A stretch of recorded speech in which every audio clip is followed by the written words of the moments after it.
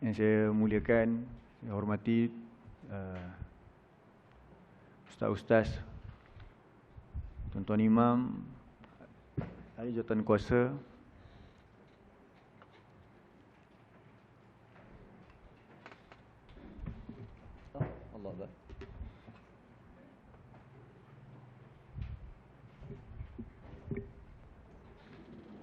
muslimin muslimat yang dikasihi sekalian. Alhamdulillah, kita bersyukur kepada Allah SWT. Pagi ini dapat kita bertemu lagi untuk menyambung tadabbur kita menerusi surah Al-Fatihah pada ayat yang keempat. Sambungan pada ayat yang keempat, iaitu Maliki Yaumiddin. Apa yang dimaksudkan dengan Maliki? Maliki yang menguasai, Yaum hari, Ad-Din pembalasan, yang menguasai hari pembalasan. Tapi di hadapan daripada Maliki Yaumiddin tu kita takdirkan kalimah Alhamdulillahi. Jadi kefahaman dia ialah segala pujian kesyukuran itu bagi Allah yang menguasai hari pembalasan. Sekali lagi cuba ulang sama-sama. Segala pujian kesyukuran itu bagi Allah yang menguasai hari pembalasan. Jadi lafaz Maliki Yaumiddin bukan sahaja nak cerita tentang Allah itu menguasai hari pembalasan, tetapi kita nak cerita tentang apa dia? Nikmat. Kenapa? Sebab tadi kita terjemah ada apa depan dia? Segala pujian kesyukuran. Kenapa begitu? Senang nak faham, senang nak ingat. Sebelum kita sentuh, kalau dari segi i'rab, dari segi nahunya, kita kata ayat Maliki Yaumiddin ni dia sambung daripada Alhamdulillahi Rabbil Alamin. Jadi maksudnya dia bersambung. Segala pujian kesyukuran itu bagi Allah yang mencipta dan memerintah sekalian alam. Sambung lagi, siapa Allah yang kita puji tadi? Yang Maha Pemurah, yang Maha Penyayang. Sambung lagi, yang menguasai hari pembalasan. Jadi ringkas dia, Alhamdulillahi Maliki Yaumiddin. So kalau kita faham struktur ayat demikian, jadi bagaimana kita nak menghayati ayat ni? Kita kena sentuh tentang nikmat pada hari pembalasan nanti. Secara ringkasnya, apakah nikmat pada hari pembalasan nanti? Allah selamatkan orang yang beriman daripada apa dia? Api neraka, dan Allah masukkan mereka ke dalam syurga. Sebab perjalanan kita ni sekarang nak menuju ke akhirat ni, nak masuk ke syurga, dia adalah jalan yang sama ke neraka juga. Ingat lagi tak sebab apa kita kata begitu? Sebab nak masuk syurga tu, sebelum syurga tu kita melintasi neraka. Maksudnya dia cross neraka. Allah kata orang yang bertakwa, Allah akan selamatkan dia. Summa nunajjil ladzi nattaqau. Kemudian kami selamatkan orang-orang yang bertakwa. Maksudnya kita semua akan lalu sirat yang bawahnya ada api. Tapi orang yang beriman, orang yang bertakwa, Allah akan selamatkan mereka. Jadi itulah maksud nikmat di akhirat nanti, iaitu Allah selamatkan daripada api neraka dan Allah masukkan ke dalam syurga. Ayat itu sama juga kalau kita boleh lihat surah 3 ayat 185. Ni sekarang ni kita ulang kaji sikit sebelum kita sambung nikmat dalam syurga. Surah 3 185. Muka surat berapa?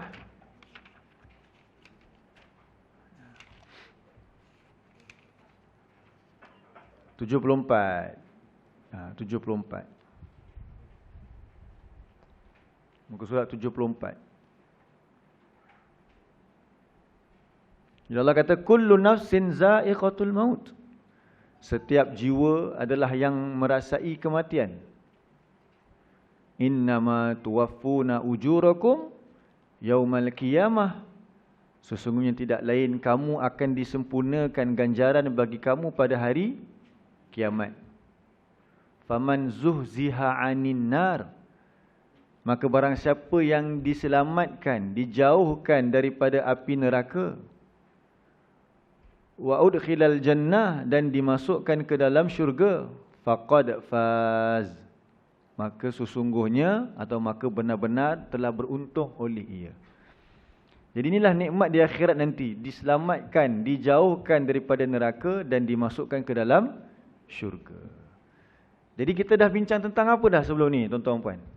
Dah bincang ke belum tentang azab-azab neraka yang kita telah lihat bentuk azabnya dan kita mengharapkan supaya Allah selamatkan kita? Dah bincang ke belum? Kita dah bincang dah, ya, tentang azab-azab neraka bagaimana. Kalau saya tanya, apa contoh azab yang Allah timpakan kepada orang-orang yang dicampakkan ke dalam api neraka? Pertama, kalau saya tanya, bagaimana pakaian yang Allah sediakan kepada ahli neraka? Apa jawapan kita? Pakaiannya daripada api. Pakaiannya daripada api. Kemudian bagaimana dengan tempat berehatnya, tempat tidur dia?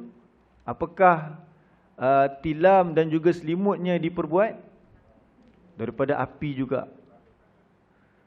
Kemudian bagaimana shower dia? Air yang mendidih sehingga menyebabkan apa? Masak kulit dan juga isi dalam perut dia. Kemudian apakah minuman yang diberikan kepada ahli neraka? Air nanah ataupun air panas seperti tembaga cair itu. Tembaga yang dipanaskan, dileburkan. Kemudian apakah makanan bagi ahli neraka? Buah yang berduri. Makanan yang kalau dimakan dia akan sangkut kat tekak. Cekik. Kalau dia nak telan. Kalau boleh masuk sekalipun, tidak menggemukkan dan tidak mengenyangkan. Bagaimana rupa buah zakum tu? Dia punya mayang dia macam mana? Mayang dia seperti kepala-kepala syaitan. Dia tumbuh daripada mana? Kerak neraka. Paling bawah sekali. Tempat paling hina sekali. Apa yang perhiasan bagi ahli neraka? Rantai-rantai sepanjang 70 hasta yang dililit bagi badannya supaya tak boleh lari. Dan tangannya dibelenggu di lehernya. Itulah antara yang telah kita bincangkan. Adakah itu tempat yang baik untuk kita berehat? Jauh sama sekali. Jadi kita mohon kepada Allah supaya sewaktu kita melalui titian sirat, kita antara orang-orang yang Allah selamatkan. Allah tak apa kalau masuk neraka sekejap je nanti keluar balik. Bila kita berjanji dengan Allah macam tu, jangan cakap demikian. Kita berdoa, waqina azabannar, waqina azabannar. Selamatkan kami daripada azab neraka. Kemudian kita dah bincang pada 2 minggu lepas tentang nikmat syurga. Jadi syurga ni satu tempat yang kata Nabi dalam sebuah hadis kursi, apa dia? Allah sediakan bagi hamba-hambanya yang soleh apa yang tidak pernah dilihat oleh mata, tidak pernah didengar oleh telinga dan tidak pernah terlintas di atas hati manusia. Jadi semuanya disembunyikan oleh Allah. Menjadi rahsia, menjadi satu yang diimpi-impikan, dinanti-nantikan oleh orang-orang yang beriman, orang-orang yang nak bertemu dengan Allah. Jadi macam mana nak kasih kita teruja? Kita kena kenal nikmat tersebut. Jadi yang kita dah bincangkan pada pertemuan yang lepas ialah bagaimana sambutan kepada ahli syurga ketika mereka sampai ke pintu syurga. Malaikat menyambut mereka. Malaikat membukakan pintu syurga bagi mereka. Bahkan kita beruntung sebab kita umat akhir zaman, umat Nabi Muhammad ni ialah umat yang terakhir tetapi umat yang pertama masuk syurga. Beruntung kita. Semoga kita termasuk di kalangan umat Nabi Muhammad yang diterima amal-amalnya. Okey, kemudian bila dia masuk, malaikat sambut, malaikat memberi salam. Allah juga memberi salam kepada mereka. Salamun qaulan min rabbir rahim. Ucapan salam itulah perkataan daripada Tuhannya yang Maha Penyayang. Saya kira sampai situ kita bincangkan hari itu. Jadi apa yang Allah sediakan dalam syurga bagi orang-orang yang beriman itu? Allah sediakan baginya suatu kenikmatan yang sangat besar. Suatu kerajaan yang sangat besar. Tengok surah 76. Jadi sekarang kita nak sambung tentang nikmat-nikmat di dalam syurga. Ayat yang ke 20. Surah 73 ayat yang ke-20. 76, minta maaf. 76. Al-Insan.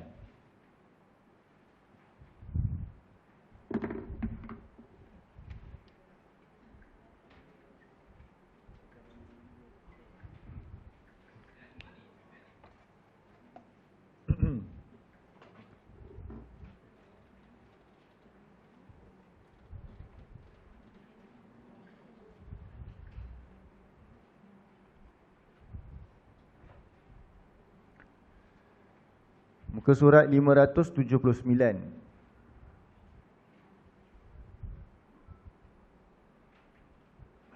A'udzu billahi minasy syaithanir rajim. Wa idza ra'aita thamma ra'aita na'iman wa mulkan kabira.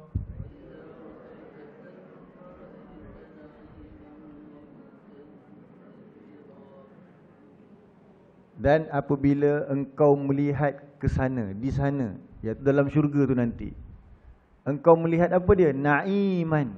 Apa terjemahan na'iman? Nikmat-nikmat yang penuh kenikmatan. Sebab tu syurga ini disebut sebagai Darun Na'im. Darun Na'im.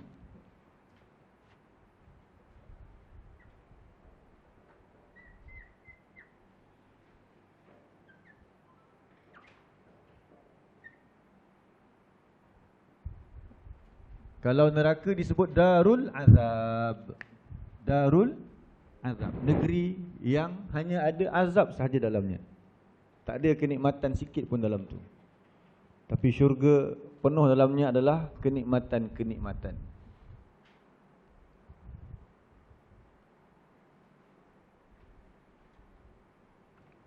Betul Allah kata apa? Wa mulkan kabira. Wa mulkan kabira. Apa mulkan? Kita ada surah Al-Mulk. Mulkan ni isim nakirah. Al-Mulk isim ma'rifah, kata nama khas. Kerajaan kabira yang luas, yang besar. Jadi ini dalam bahasa Arab disebut ta'mim dan takhsis.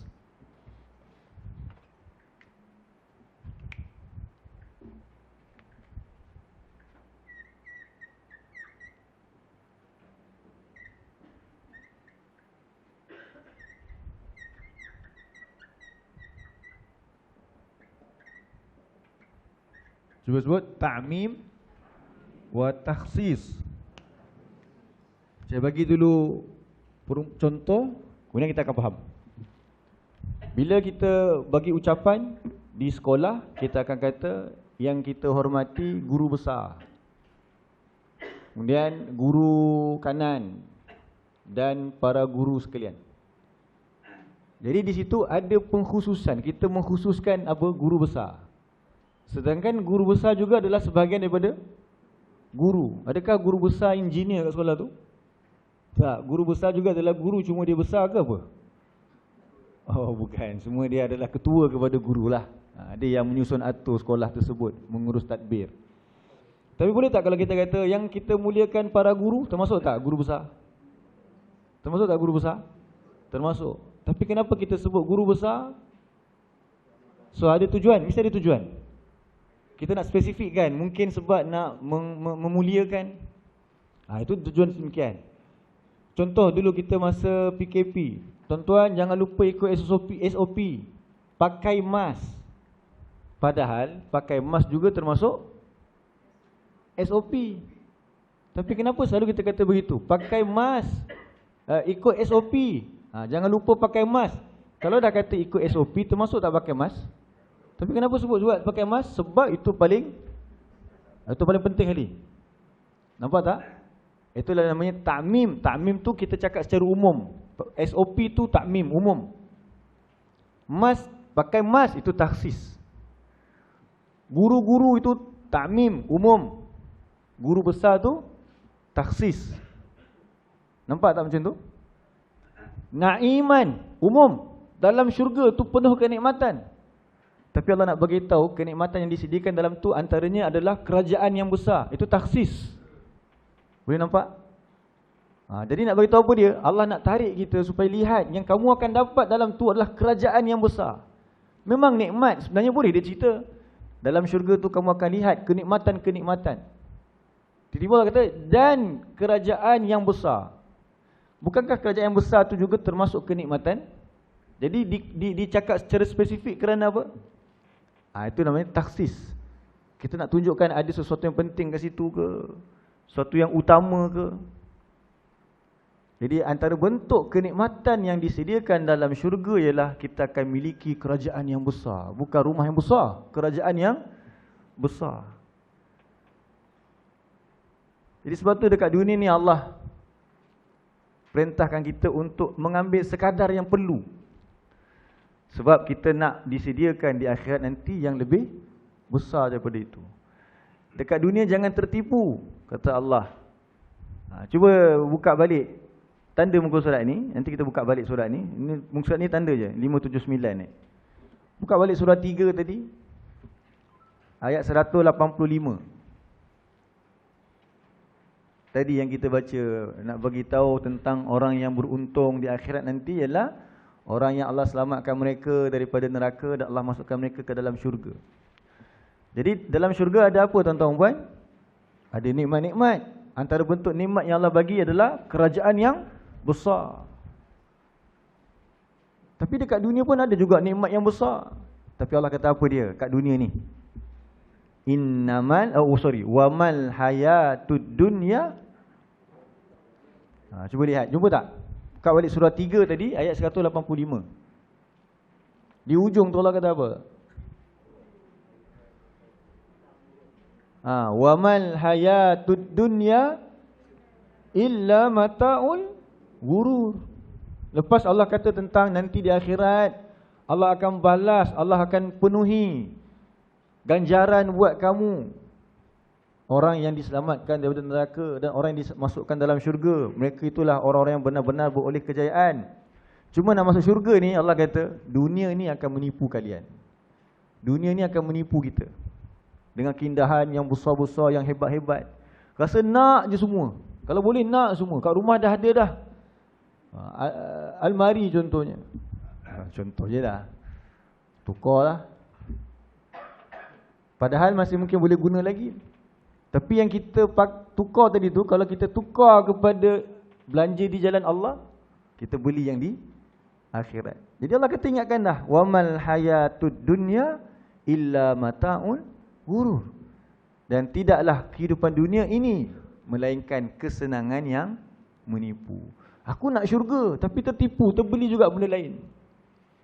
Pergi masuk shopping mall, tahu dah jangan terpedaya dengan sale. Tapi tulis situ 50%, harga beg 200. Rupanya bila tanya staff dia kata sebelum ni pun 200. Contoh ada juga kena tipu macam tu. Contohlah, tak jujur kan orang berniaga macam tu. Jadi jangan tertipu. Dunia ini adalah kehidupan yang memperdayakan, kata Allah. Jadi Allah nak sediakan bagi ahli syurga. Buka balik surah tadi, surah 76.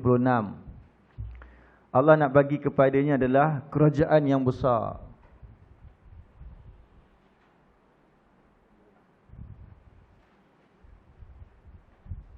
Berapa luas dia tu? Berapa luas dia? Seluas petala langit dan bumi. Buka surah 57. Muka surat ni tetap tanda. Surah 76 ni tanda je. Buka surah 57.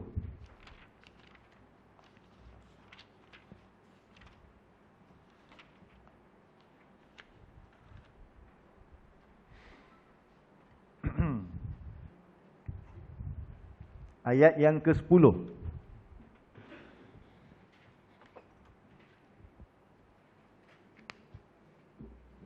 Jadi yang tadi takhsis dia adalah mulkan kabiran.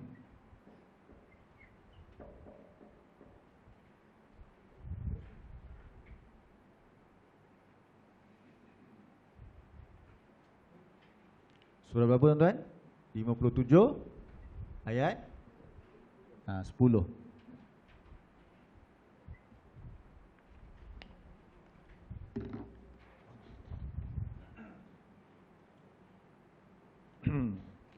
A'udzu billahi minasy syaithanir rajim.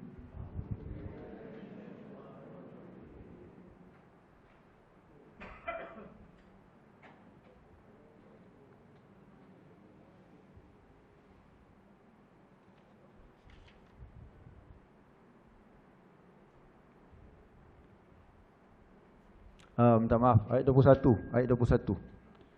Ayat 21.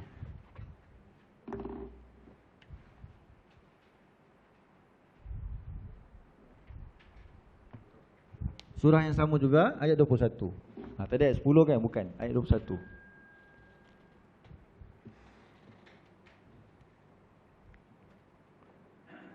Sabiqu ila maghfiratin min rabbikum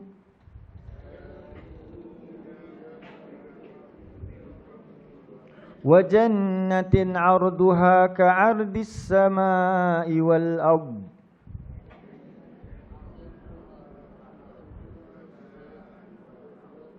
u'iddat lilladzina amanu billahi wa rusulihi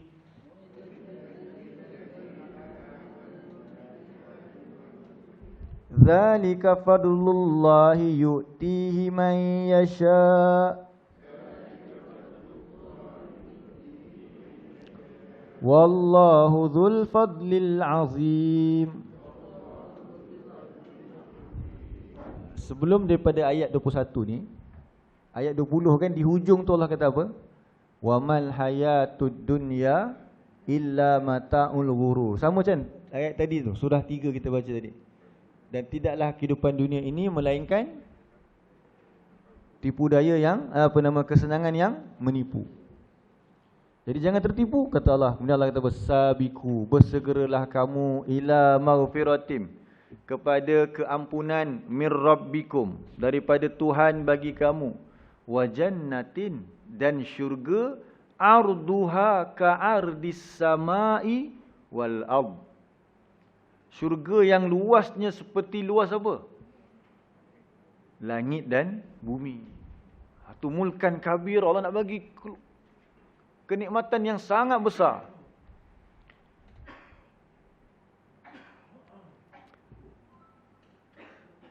Kita kena ambil analogi mudah. Saya ingat lagi Ustaz Barudin bagi analogi. Ni nak pilihan raya kan? Kita akan dengar apa dia? Manifesto. Manusia punya manifesto. Tak apa. Tak bolehlah kita nak. Kita pertimbangkanlah. Tapi nak bagi tahu. Nanti ada anak kita yang dekat Johor. Sebab nak pilih manifesto terbaik, daripada Johor tu balik ke Perak. Hujan. Semoga Allah mudahkan urusan negara kita. Hujan pun kalau balik, maksudnya apa dia? Kesanggupan tu. Sebab nak memilih janji manusia yang mana satu terbaik untuk hidup dia. Bayangkan Allah janjikan apa pula? Allah bukan janji nak bagi tanah, baja ke, bajet ke. Allah nak bagi syurga seluas petala langit dan bumi. Jadi macam mana keadaannya kalau pilihan raya kita bersegera balik? Begitulah. Kalau akhirat, mestilah kena lebih lagi. Betul Allah kata, sabiku, bersegera. Tapi jangan tertipu dengan apa? Kehidupan dunia tu. Kamu nak ke akhirat, tapi tertipu. Itu bahaya. U'iddat lilladzina amanu billahi wa rusulih. Disediakan bagi orang-orang yang beriman kepada Allah dan para rasulnya. Kita sambut Maulidur Rasul. Apa bukti kita sambut Maulidur Rasul? Buktinya selawat. Buktinya adalah paling senang sekali apa dia? Ya, selawat tu sebahagian. Bukti dia ialah kita mengikut sunnah Nabi. Apa sunnah Nabi yang paling besar sekali? Apa peninggalan Nabi? Orang hari ini nak tengok rambut Nabi, kita tak pasti betul ke tidak. Tapi yang pasti depan mata kita tu ada tu. Orang Melayu kata apa dia? Gajah depan mata tak nampak, kuman seberang laut dia nampak. Ni Quran ni paling besar. Dah bertahun dah kita baca Quran. Inilah sunnah Nabi paling besar sekali, Quran. Jelas, tak ada orang kata, tak, ni ada lagi yang tak pasti ni. Tak. Tapi rambut Nabi yang dipamerkan, ada yang pameran tu, ada yang replika saja. Tapi manusia Tapi padahal sunnah terbesar apa dia? Al-Quran. Pelajari Al-Quran dan apa nak buat? Kalau kita betul-betul ikut sunnah Nabi. Khairukum man ta'allamal Qur'ana wa 'allamah. Yang terbaik di kalangan kamu ialah orang yang belajar Al-Quran dan mengajarkan. Itulah kerja kita. Tapi jangan salah faham bila kita kata mengajar je, nak kena ajar apa? Baca Quran, belajar baca Quran. Ajar sampai manusia boleh laksanakan perintah-perintah Allah. Jadi kita kena buat institusi pengajaran Al-Quran. Masjid ni kita bagi lagi peluang orang muda belajar Quran. Kena buat program. Itu maksud dia. Jadi mereka itulah orang yang Allah akan sediakan syurga seluas petala langit dan bumi tadi. Mulkan kabira. Zalika fadlullahi yu'tihi man yasha. Yang demikian itu kurniaan daripada Allah yang diberikan kepada orang yang dia kehendaki. Siapa yang Allah kehendaki? Ayat-ayat macam ni ramai orang salah faham. Dia kata apa dia? Allah kata, demikian itu kurniaan daripada Allah yang Allah kurniakan kepada siapa yang dikehendaki. Siapa yang dikehendaki, dia kata apa? Tak tahu. Saya pun tak tahu, dia kata. Nampak macam mana? Kenapa tak belajar Al-Quran? Allah tak kehendak, dia kata. Kan depan tadi Allah dah kata dah. Siapa yang Allah nak bagi? Lillazina amanu. Lillazina amanu billahi wa rusuli. Itulah yang Allah kehendaki, iaitu orang yang beriman kepada Allah dan mengikut sunnah para rasulnya. Boleh faham macam tu? InsyaAllah, jadi kita kena buat kerja untuk agama ni supaya kita peroleh syurga yang seluas langit dan bumi ataupun kerajaan yang sangat besar. Baik, buka balik surah 76 tadi.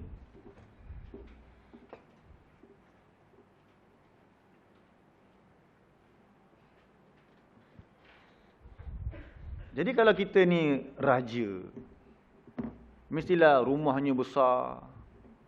Kalau rumah besar, bukti rumah besar apa dia? Bukti rumah besar.